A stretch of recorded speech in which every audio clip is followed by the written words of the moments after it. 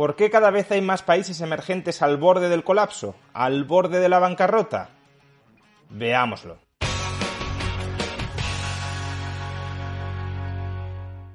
El tipo de interés de la deuda pública de Ucrania a 10 años supera el 43% y se ha incrementado en 35 puntos durante el último año.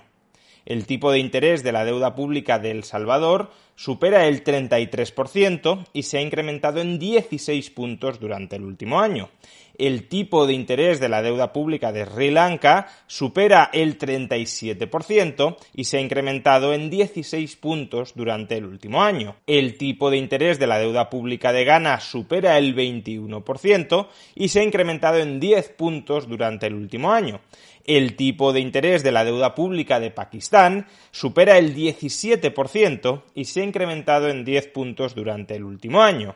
El tipo de interés de la deuda pública de Ecuador supera el 16% y se ha incrementado en 7 puntos durante el último año. El tipo de interés de la deuda pública de Nigeria se ubica prácticamente en el 16% y se ha incrementado en 7 puntos durante el último año. El tipo de interés de la deuda pública de Kenia supera el 15% y se ha incrementado en 9 puntos durante el último año.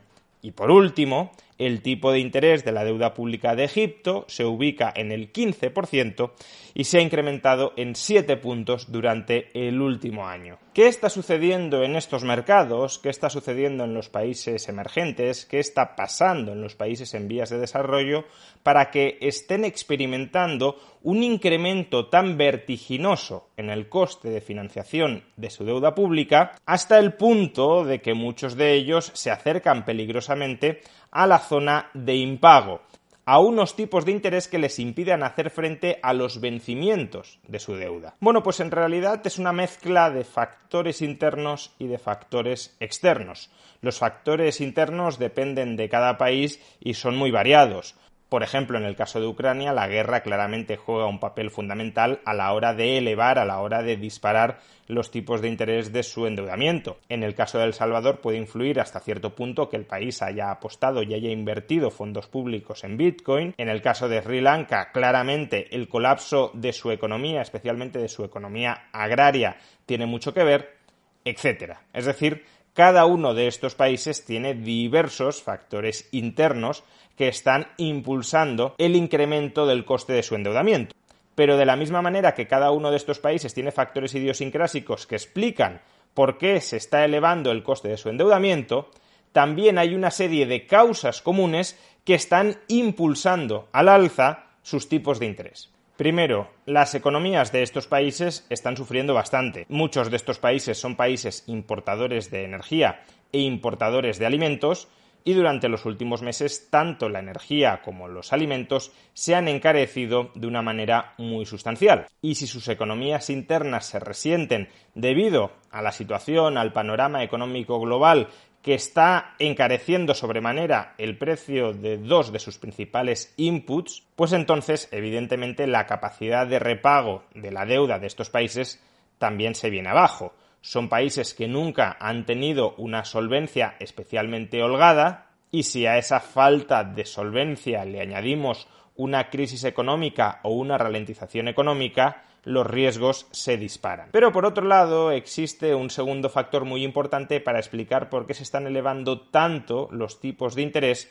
de la deuda pública de estos países. Y ese factor no es otro que la elevación de los tipos de interés de la Reserva Federal en Estados Unidos y la consecuente apreciación del dólar. ¿Pero qué tiene que ver exactamente que el Banco Central de Estados Unidos suba sus tipos de interés con que los tipos de interés de la deuda pública de estos países se estén disparando?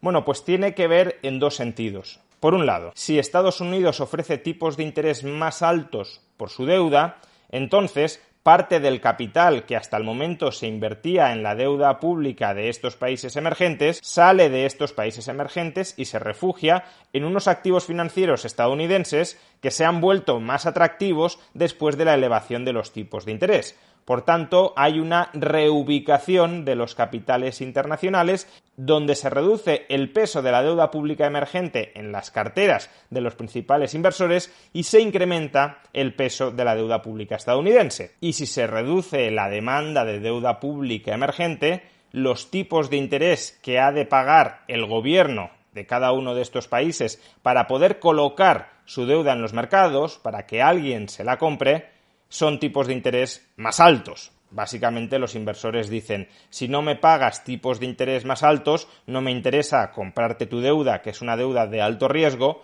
prefiero comprar deuda pública estadounidense a 10 años que está pagando aproximadamente el 3%.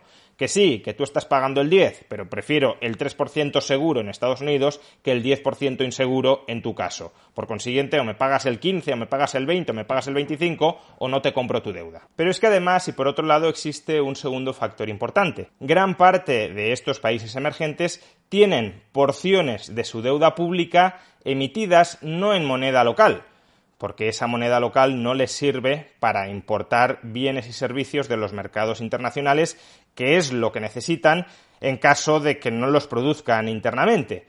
Gran parte de estos países emergentes tiene porciones de su deuda pública emitidas en dólares. Es decir, que lo que les tienen que devolver a los inversores no es moneda local, sino que son dólares. El problema, claro, es que estos países no fabrican dólares y, por tanto, tienen que comprar los dólares en los mercados internacionales para poder amortizar su deuda en dólares. Y si la subida de tipos de interés de la Reserva Federal lo que está haciendo es apreciar el dólar en relación con las divisas locales de estos países, el importe real de la deuda pública que han emitido en dólares se incrementa. Es decir, cada vez les resulta más costoso, cada vez se les hace más cuesta arriba devolver la deuda que tienen denominada en dólares. Su endeudamiento efectivo crece y, por tanto, su solvencia relativa se reduce.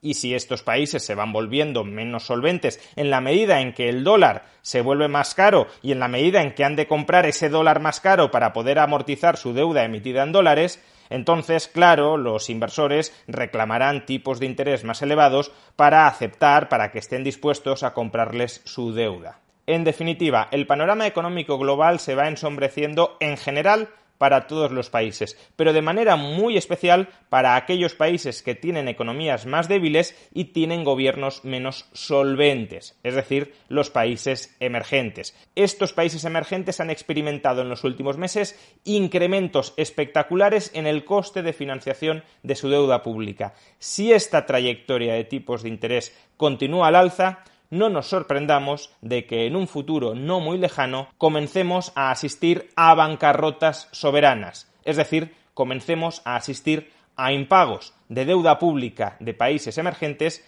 que excluyan todavía más a estos países del acceso a mercados financieros y que puedan tener una reverberación sobre otros mercados, sobre otras monedas, sobre otras deudas, sobre otras instituciones financieras y, en definitiva, sobre otras economías.